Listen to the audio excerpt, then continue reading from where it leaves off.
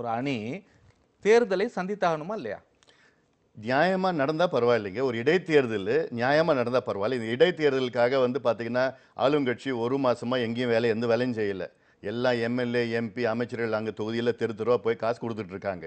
விவசாய பிரச்சனைகள் இருக்கு, மீனவர்கள் பிரச்சனைகள் இருக்கு, எவ்வளோ காவிரி மேலாண்மை பிரச்சனை, எவ்வளோ பிரச்சனைகள் இருக்குது இதுல. அதுக்கு நாங்க இப்ப மது பிரச்சனை எல்லாம் நாங்க எடுத்து நடத்திட்டு வரோம், போராடிட்டு வரோம், மக்களுக்கு போராடிட்டு வரோம் நாங்க.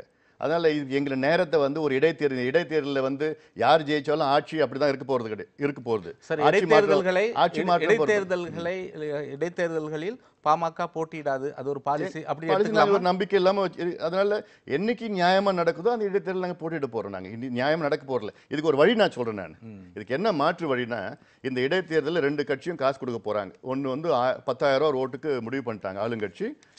5 ஓட்டுனா 50,000 ரூபாய் ஒரு குடும்பத்துக்கு முடிவு பண்ணியிருக்காங்க. எதிர்கட்சி 5,000 ரூபாய் ஒரு ஓட்டுக்கு முடிவு பண்ணியிருக்காங்க. என்ன செய்யணும்னா, காசு எல்லாம் கொடுத்து முடிச்சதுக்கு அப்புறம் தேர்தலுக்கு ஒரு நாள் முன்பு தேர்தலில் 1 மாசம் தள்ளி வச்சிடணும். அடுத்த மாசம் பிரச்சாரம் எல்லாம் போட்டோம், காசுலாம் கொடுக்கட்டும். அடுத்தது மறுபடியும் தேர்தலுக்கு ஒரு நாள் மறுபடியும் தள்ளி வச்சிடணும் தேர்தல். இது முறை 5 முறை செய்யுங்க. இதெல்லாம் சாத்தியமான விஷயம்? நிச்சயமா சாத்தியம். சட்டத்துல இருக்கு. தேர்தல் ஆணையத்துக்கு சட்டம் இருக்கு, ஆனா தைரியம் கிடையாது.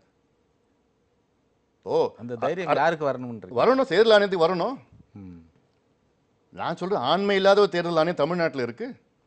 சட்டம் எல்லாம் இருக்கு, அதிகாரம் இருக்கு, ஆனா ஆண்மை இல்லை. ஏன் செய்யலாமே?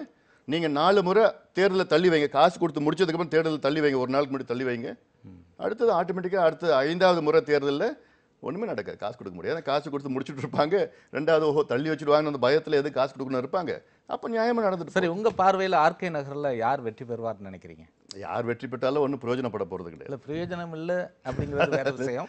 ஒரு ஒரு ஒரு ஒரு ஒரு மாற்று அணியை முன்னெடுக்கிற ஒருத்தரா சொல்லுங்க. என்னுடைய நோக்கம் என்னன்னா, திமுகவோ அதிமுக வெற்றி பெறக்கூடாது. சரி, வேற யாராவது இளைஞர்கள் வேற யாராவது வரலாம், வெற்றி பெறலாம்.